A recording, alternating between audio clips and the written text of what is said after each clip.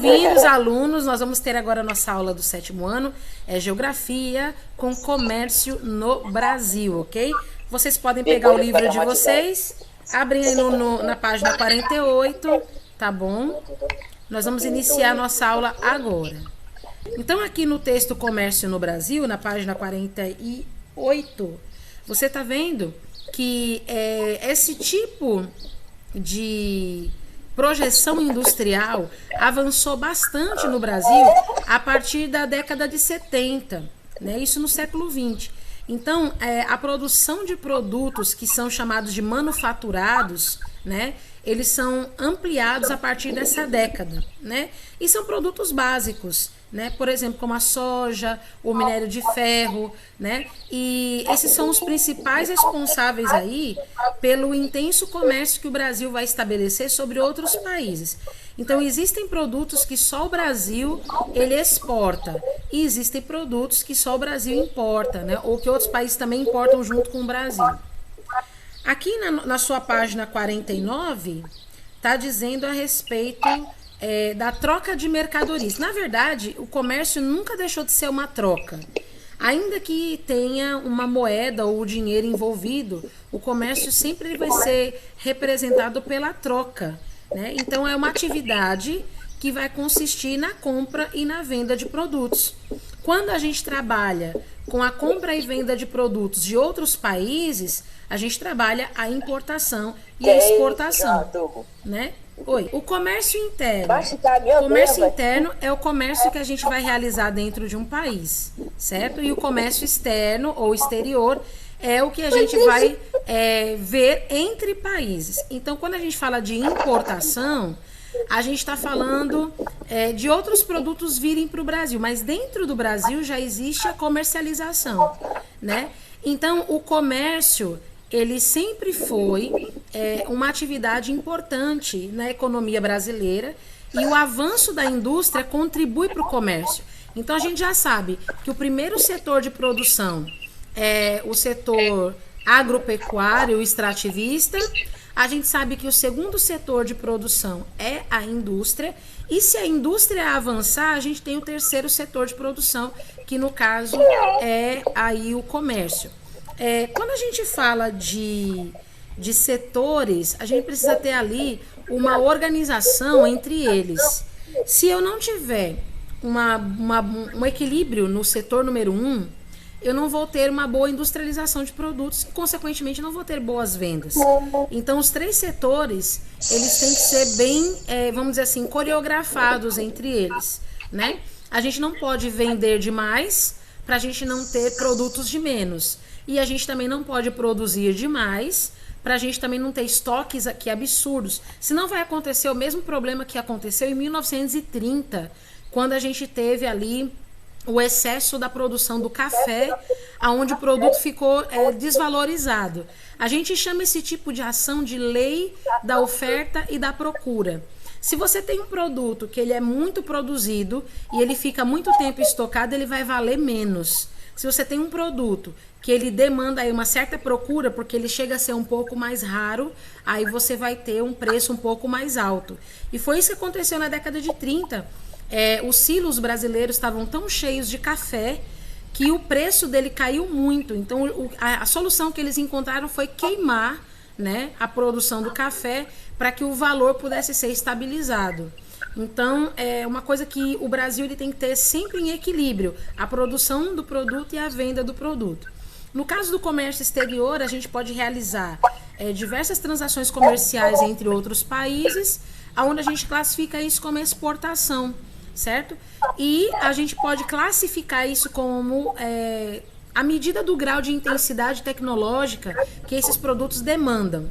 Por exemplo, se a gente tem aí uma demanda de produtos como roupas, comida, calçados, a tecnologia empregada na produção desses produtos, ela vai ser bem inferior à tecnologia, por exemplo, da produção de computadores, de carros, né, da indústria farmacêutica. Então, o produto que demandar uma maior intensidade tecnológica, ele vai ser mais caro. E o produto que demandar uma menor intensidade tecnológica, ele vai ser mais barato, certo? E aqui no Brasil, infelizmente, a gente tem a maioria dos produtos, né, que são exportados para outros países, são de uma intensidade tecnológica mais baixa, porque a gente exporta comida, né, são alimentos tropicais. A gente tem uma atividadezinha aqui para vocês fazerem, tá vendo? Isso daqui vai fazer vocês perceberem a questão do grau de intensidade de tecnologia nos produtos, tá? Quando a gente fala produtos de alta tecnologia, a gente vai ter aí uma certa complexidade na fabricação. Temos aqui de média intensidade tecnológica e de baixa intensidade tecnológica. A partir desse exercício aqui, vocês vão compreender melhor aonde que o Brasil está situado e por que nós somos considerados países subdesenvolvidos, tá? Então, por exemplo, aqui diz, na primeira questão, são de fabricação mais simples, como produtos químicos em geral, borracha, plástico, além de automóveis, maquinários elétricos e mecânicos e combustíveis. Você acha que isso aqui precisa de uma alta intensidade tecnológica, uma média intensidade tecnológica, uma baixa intensidade tecnológica?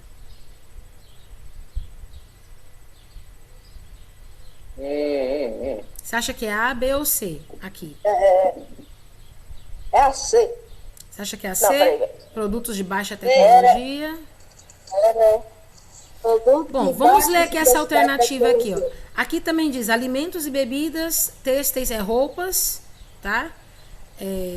Todo tipo de tecido, né? Papel, celulose, mobília, calçados e produtos de couro, né? E aqui são fabricados pelos setores aeroespacial, eletroeletrônico, farmacêutico, instrumentos de precisão e equipamentos de computação e telecomunicações. Aqui vocês acham que é qual agora? É a última. Aí é a C. Aqui é a C e aqui? Eu acho que é a B. A B, B. E aqui? B, A. Então vocês acham que aqui é C, aqui é B e aqui é A, isso? Então vamos ver. A primeira lá, fabricação mais simples, como borracha, plástico, automóveis, maquinários, combustíveis. Isso, muito bem. Aqui são produtos de média intensidade tecnológica. Sabia? Alimentos, roupas, bebidas, mobília, calçado. São produtos de baixa intensidade tecnológica. Estamos 20. E esses aqui, ó, são produtos de alta intensidade tecnológica. Esses produtos aqui, ó... Mas não, eu acertei a última. Não, mas vocês acertaram, acertaram todas. Aqui, ó, você pode registrar as respostas aí na página 49, tá bom? Esses produtos que são fabricados segundo o que a letra A diz, alta intensidade tecnológica, são os países que são os países de primeiro mundo. Eles são os países super desenvolvidos, como Estados Unidos, Canadá, por exemplo. Alguns países da Europa, como Noruega. Eles são produtores de produtos que demandam uma alta intensidade tecnológica. Então, com certeza, eles vão ter uma maior procura dos seus produtos e vão exportar mais. Por isso que os países são enriquecidos. Já nós, brasileiros, a gente está aqui, ó, nos produtos de baixa intensidade tecnológica. O que nós produzimos mais são alimentos, né? Por causa do clima tropical do Brasil, nós temos alimentos tropicais diversos, bebidas, tecidos, mobília, papel, calçado, né? A cidade de Franca, que é uma cidade no interior de São Paulo, é a cidade dos calçados. E ela exporta para vários países, né? Na América e também na Europa. Então a gente percebe que o Brasil, ele tem uma economia que compete a sua produção e a sua intensidade tecnológica. Porque a gente tem uma baixa intensidade tecnológica, a gente vai ter uma economia mais baixa em relação aos países melhores desenvolvidos. Agora, aqui na página 49, no finalzinho dela, a gente consegue ver que essa classificação ela foi desenvolvida numa conferência das Nações Unidas, né, que a gente chama de comércio e desenvolvimento. Então, o desenvolvimento dos países, eles não são, vamos dizer assim, organizados de acordo com aquilo que cada um faz ou pensa. Isso é decidido numa conferência com vários líderes representantes. E no caso aqui, a gente sabe que os países que têm os produtos de alta intensidade tecnológica, a gente pode destacar aqui o caso dos Estados Unidos, do Japão e da Alemanha, por exemplo. Eles foram assim, pioneiros em diversas fabricações. Por exemplo, um carro mais acessível, para que as pessoas pudessem utilizar. Ainda aí na década de 50, por exemplo, a Alemanha ela saiu na frente produzindo o carro Fusca, né? Não sei se você já viu um Fusquinha, mas o Fusca é alemão, ele é da Volkswagen, certo? Tia, é sério, tia, na hora que você falou de Fusca, eu me lembrei de um Eu vídeo. sabe que o Fusca Tinha um foi cara que originado tava pelo grávido. Hitler. Como é que é? O Fusca foi originado pelo Hitler. Foi o quê? Originado pelo Hitler. Hitler. E foi. É Pronto. sério, tia, na hora que você falou Fusca, Quando eu me lembrei ele você dá um tapa pra ele, né? um cara grávido numa... Aí ele tava assim, aí ele passou do Fusca, na hora que ele passou do Fusca, o Fusca foi avoado, velho. Mano, eu não tenho coragem de acelerar numa moto. Nunca é. teria. Então, cara, o meu sonho, o meu sonho é eu comprar um Fusca azul e sair andando nesse Fusca azul pelas escolas e ver os caras ficarem se batendo. Pronto, eu vou jogar merda no ventilador. Eu tenho medo de dirigir. Eu tenho medo de dirigir. Porque se acontecer qualquer merda, eu não vou segurar uma moto caindo, velho. Não, mas aí você perde esse medo. Esse medo é um medo normal, um medo que todo mundo tem. Mas depois você vence esse medo. Não se preocupe, não. Eu É acho que ainda não tá o único na hora. veículo que eu tenho coragem de dirigir é um carro. Eu acho mais seguro dirigir um carro do que uma moto. Sim, com Realmente. certeza, com certeza. Realmente, porque, tipo, o carro, ele Eu acho que é ele se metia na carro, moto, essas coisas, porque o Hitler Ranquela, velho, acho que aprendi. Pronto, então vou continuar aqui com vocês, ó, nesse texto. Aqui, esse parágrafo está dizendo justamente o que nós já comentamos no slide anterior. Está falando que o Brasil, ele exporta muito mais produtos de baixa intensidade tecnológica, né, do que produtos de média intensidade tecnológica. A gente também tem produções de média intensidade, só que a gente exporta mais os produtos de baixa intensidade. Então, aqui em 2017, a gente consegue ver que os países para qual o Brasil mais exportou produtos foram China, Estados Unidos, Argentina, Países Baixos e Japão. Então, o Brasil também tem relações comerciais com outros países em outros continentes e a gente tem aí uma grande demanda de produtos que são característicos ou típicos da nossa região. Por exemplo, a gente exporta muita celulose para esses países. E a gente também exporta aquilo que a gente tem de único no nosso país, que é a cera de carnaúba, né? Porque a carnaúba, ela é uma vegetação típica da caatinga brasileira, que não existe em nenhum outro lugar no mundo, né? E a cera de carnaúba, ela é utilizada tanto na fabricação das cápsulas de medicamentos, quanto em alguns produtos que são de ordem tecnológica. A cera de carnaúba também é utilizada aí nos cosméticos, né? Então a gente tem isso como, vamos dizer assim, um produto básico característico do Brasil, certo? E a importação é a transação comercial em que o país ele vai comprar mercadoria de outro país. Então o Brasil importou também de outros produtos. A gente exportou para a China, Estados Unidos, Argentina, Países Baixos e Japão, mas a gente importou também da China, dos Estados Unidos, da Argentina, dos Países Baixos, da Alemanha, né? Então, do mesmo jeito que a gente exporta produtos para eles, a gente também importa produtos deles, certo? Eu Isso. acho que eu esqueci. Agora você tem que ter uma noção da questão da balança comercial favorável. Por exemplo, a gente vai analisar esses gráficos aqui, a gente vai chegar nessa conclusão já já. Mas me diz uma coisa. Você tem que ter dinheiro para você ter aí um bom funcionamento da economia. Se eu vender mais, eu vou ter mais dinheiro. Se eu comprar mais, eu vou ter pouco dinheiro. Então, a balança comercial favorável, ela tem que ter essa introdução. Eu tenho que vender mais, eu tenho que exportar mais do que eu compro. E se tiver uma forma de desnível nessa balança, a gente vai ter prejuízo na economia. Então aqui a gente tem dois gráficos. O de cima mostra os produtos exportados pelo Brasil em 2017 e o de baixo diz os produtos importados pelo Brasil em 2017. Você percebe o quê? Que o Brasil ele exporta mais ou ele importa mais? O que você percebe? Ele exporta mais. Isso. Então a gente sempre tem que ter esse tipo de análise. Tá vendo aqui, ó? Aqui a análise é feita em milhões de dólares, tá bom? Sempre vai ser em milhões de dólares. Então aqui, ó, de azul a gente tem produtos manufaturados, né, que são a soja, são produtos naturais, certo? Aqui, nesse vermelhinho aqui, ó, a gente tem minérios de ferro e os seus concentrados. Aqui a gente tem nesse cinza óleos brutos de petróleo. Aqui a gente tem carne. Aqui a gente vai ter nesse azul mais escuro açúcar. Nesse verde a gente tem automóveis. Aqui no roxo celulose e aqui café, tá? Então aqui tá dizendo o Brasil é qual? Oi? Qual que é brasileiro? Aqui são dois gráficos que mostram a transação de exportação e importação do Brasil, certo? Então aqui diz que a gente importou 30 milhões de dólares em soja, certo?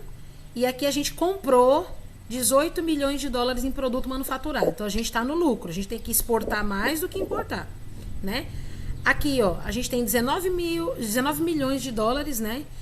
Em exportações de minério de ferro e 7 milhões de dólares em importação de aparelhos transmissores ou receptores e componentes. Então fica assim, uma coisa meio que equilibrado. Você percebe que a gente tem que exportar muito mais do que a gente compra, para que assim a gente tenha a economia rodando. Só que quando chega aqui no café, ó, quase que fica igual. No café a gente tem um pequeno, assim, uma pequena diferença, muito baixa, mas a gente tem. Aqui também, nos automóveis, a gente tem uma pequena diferença, uma pequena folga.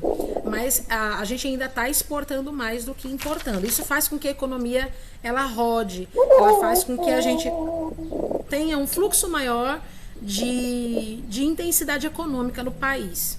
Gente, as redes de transporte, elas são indispensáveis em nossa sociedade. Como que é isso? Bom, elas vão colocar ali os produtores e os consumidores em contato.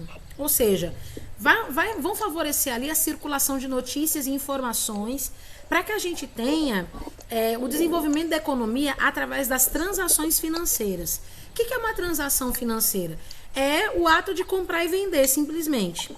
Mas, como a gente está falando com países, a gente tem que vender em uma alta quantidade e lucrar com esse valor. Então, a gente tem que ter ali, vamos dizer assim, pessoas que vão estabelecer essas relações econômicas financeiras entre os países, onde a gente vai ter que ter acordos para venda, para compra, certo? E essas redes de transporte e de comunicação no Brasil são muito delicadas. Se você tiver aí um prejuízo de relacionamento com algum país que é um principal comprador seu, no caso do Brasil, você acaba perdendo aí uma grande boquinha aí na área econômica. Então a gente precisa ter essa noção. Primeiro a gente vai falar das redes de transporte. A gente pode ter transporte de produtos por terra, água ou ar, tá? Então essas são as principais vias de transporte no Brasil. As terrestres são ferroviárias, podem ser aí os trens, né? As rodoviárias são as estradas e que são utilizados aí, entrega com os caminhões, com as motocicletas, né? Com automóveis, como vocês viram aí esses dias, a greve aí dos motociclistas, né? Entregadores. Então, eles vão utilizar aí as rodovias. A gente tem os transportes aquáticos, que são feitos aí por lagos, rios, né? A gente diz que são transportes fluviais, né? Ou então marítimos que vão pelo mar. Então a gente vai chamar esses transportes aquáticos de hidrovias, certo? Inclusive eu vou mostrar para vocês aqui um exemplo de uma hidrovia muito bacana. Vocês já devem ter ouvido falar no canal do Panamá. O ano que vem a gente vai estudar melhor sobre isso, mas eu já vou antecipar aqui para vocês conhecerem. Vou ver esse vídeo. Agora a gente vai para a página 52. Felipe, Sério, eu tô falando. Felipe, Oi. desliga seu microfone aí do Meet. Sério, mano. Pronto. Aqui agora a gente está na página 52.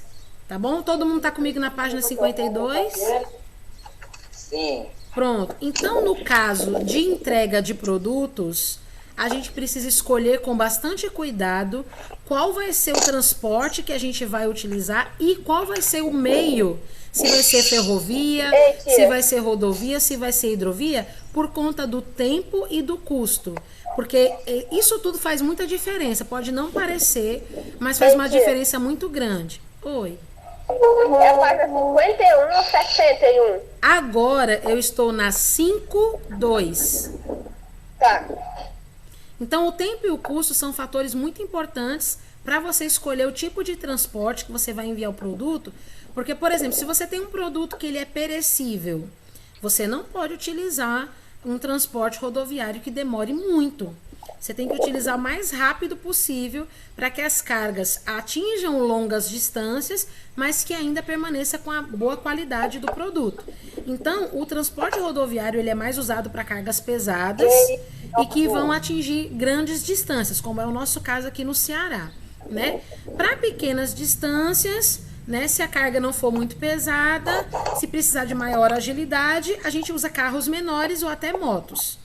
O transporte aéreo é para cargas menores, mais leves e mais valiosas. Por exemplo, se você compra algo que é importante, por exemplo, eu acabei de comprar minhas alianças, né? As minhas alianças estão vindo de avião, porque é um produto um pouco mais caro, né? Embora eu não paguei tão caro assim, né? Eu não paguei tão caro assim, né? Mas saiu aí o dinheiro do fundo de garantia, eu vou investir, né? Nas minhas alianças de casado de 13 anos, né? E aqui, na questão de ferrovia, a gente vai utilizar cargas que tenham grande peso ou grande volume, né? Por quê? Porque o transporte rodoviário, ele vai gastar muito mais combustível.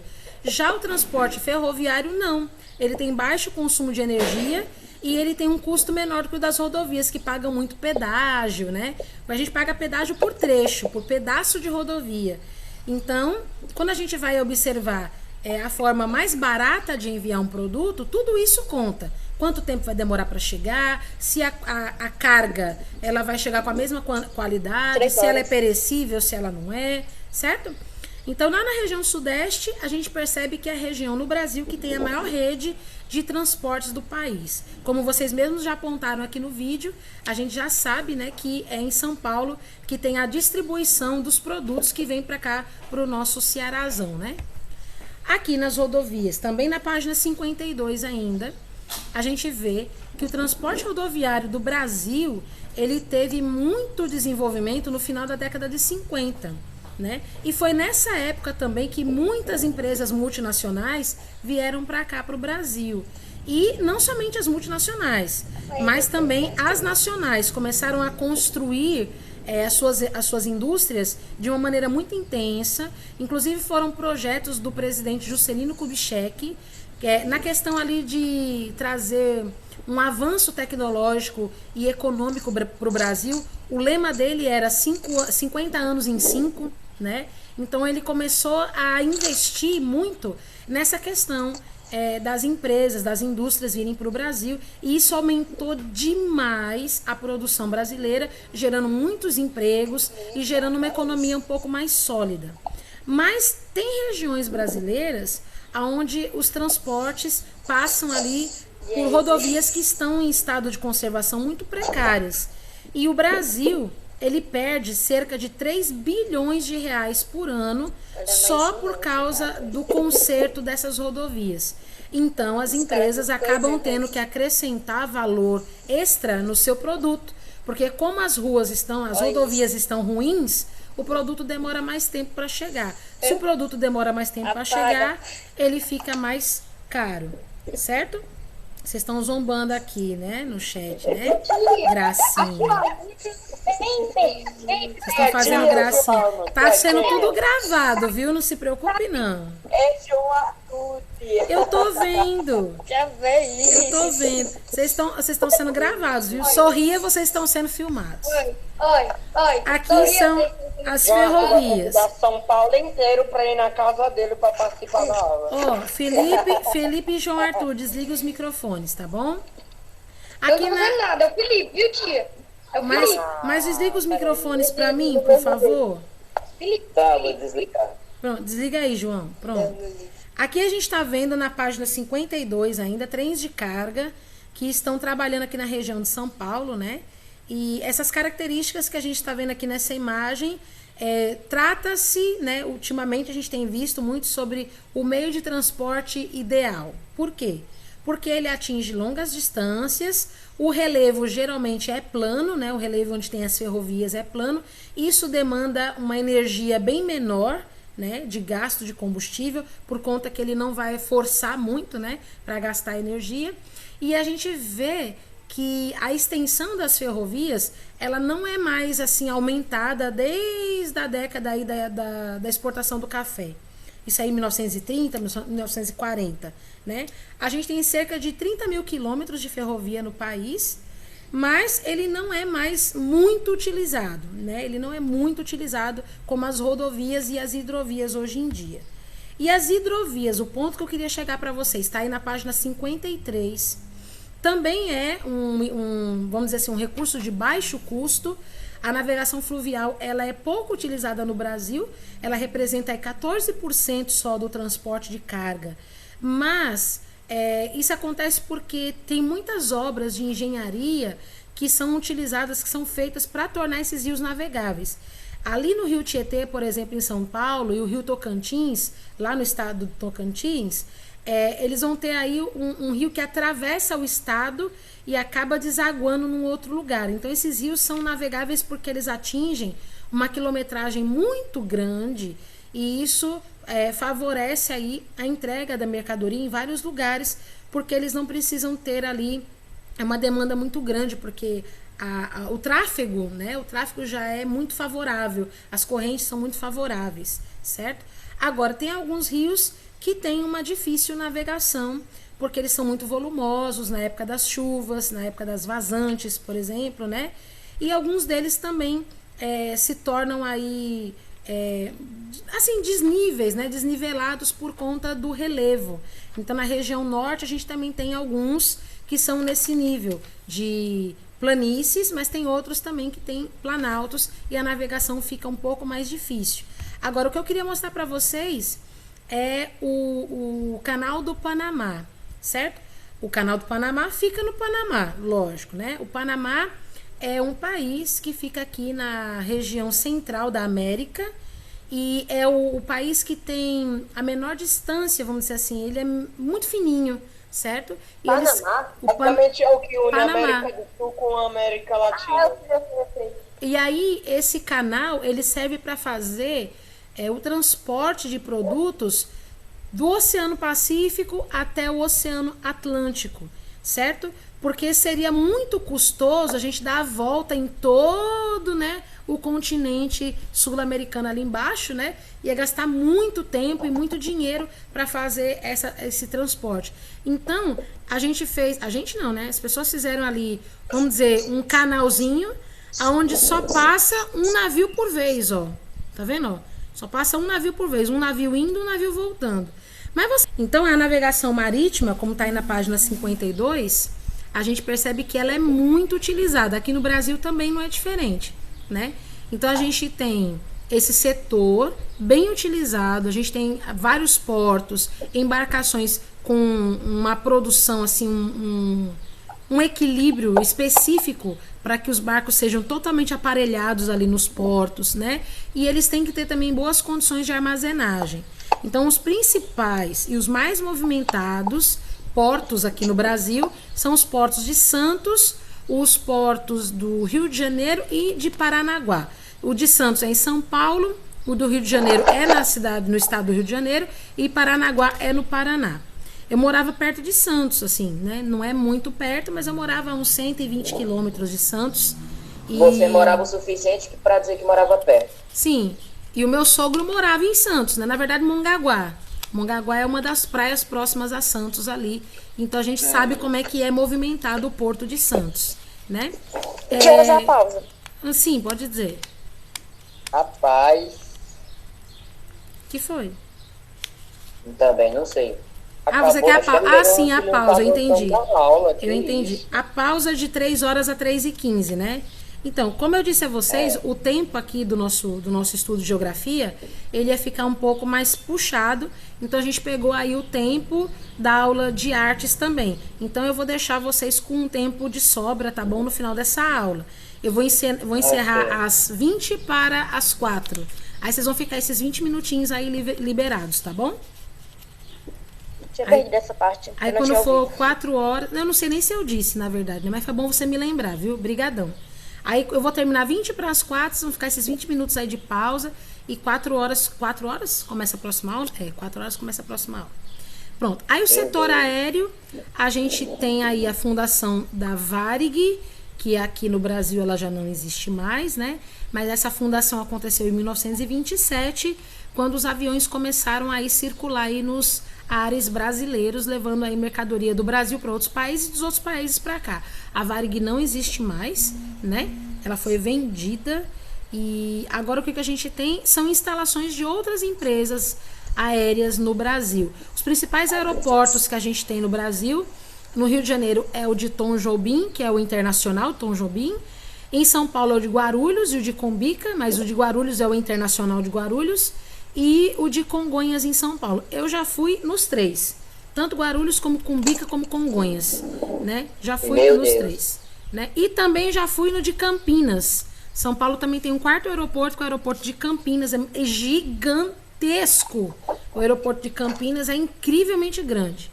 Inclusive, quando eu voltei agora de São Paulo, nessa última vez, eu voltei por Campinas. Grande demais. Quase não chego lá, não tem que chegar.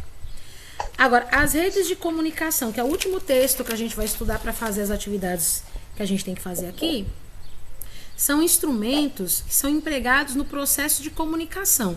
Ou seja, tudo que é troca de informações é comunicação. Nesse momento, a gente só está podendo manter os nossos estudos em dia por conta do processo de comunicação que a gente está estabelecendo nesse momento.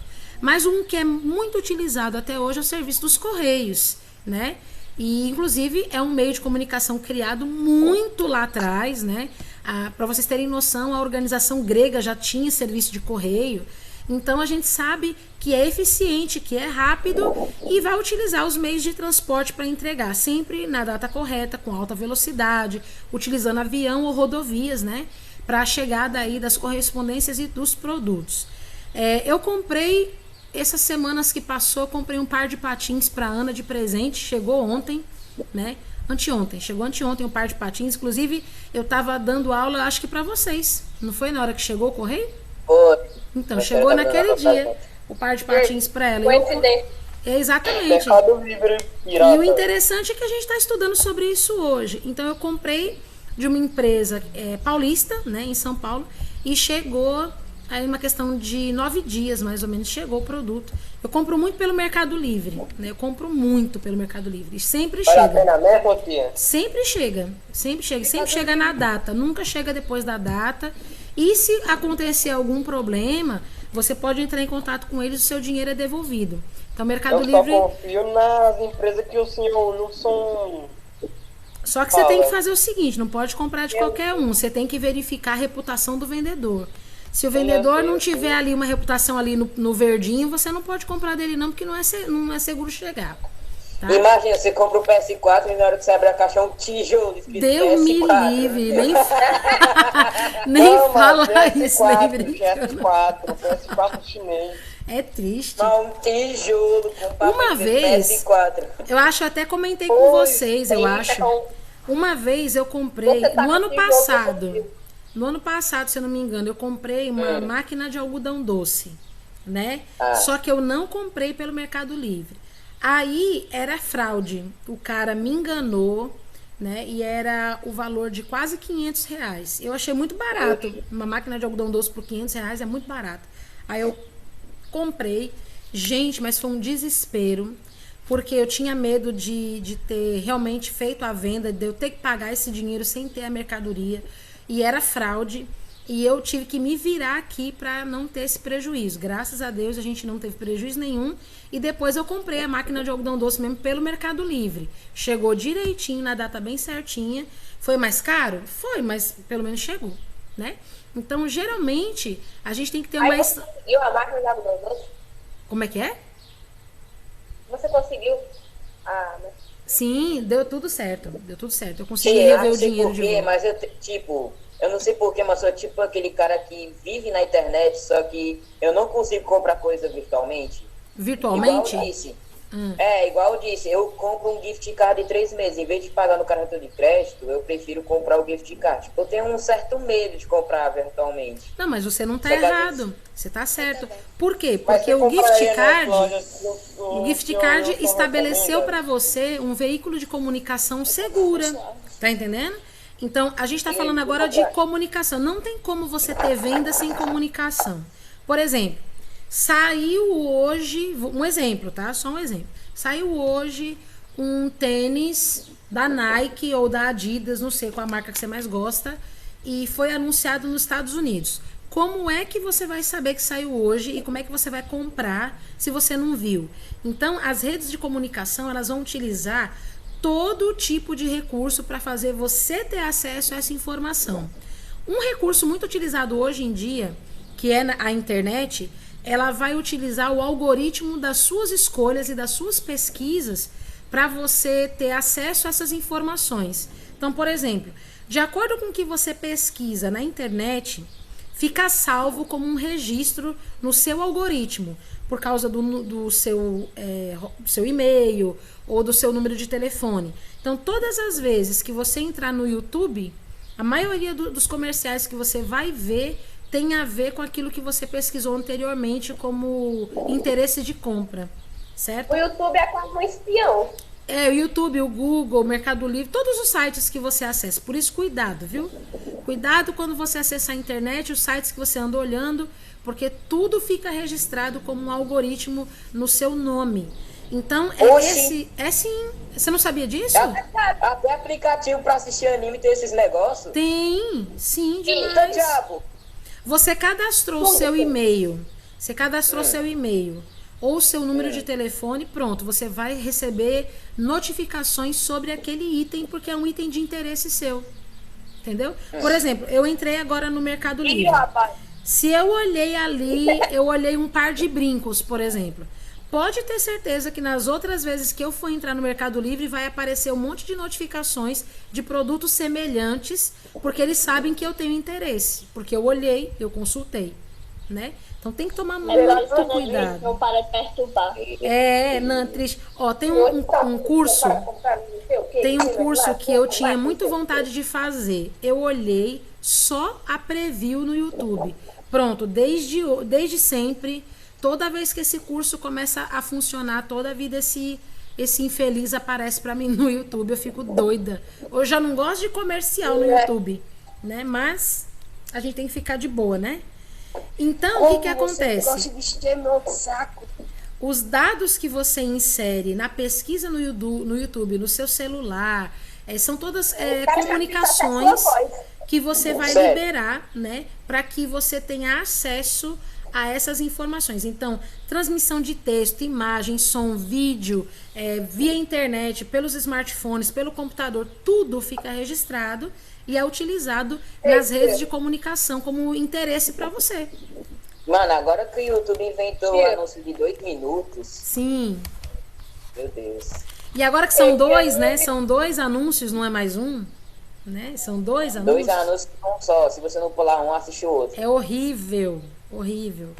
Então a gente tem essa sociedade da informação muito bem generalizada, independentemente de quem seja você e aonde estiver o produto do seu interesse, por conta aí da telefonia celular, do uso dos satélites, da comunicação da internet, tudo isso vai ser responsável para que você tenha uma aproximação com o seu produto, com o seu, vamos dizer assim, objeto de desejo, né? Então a internet, ela cobre o maior número de lugares em menor curto espaço de tempo.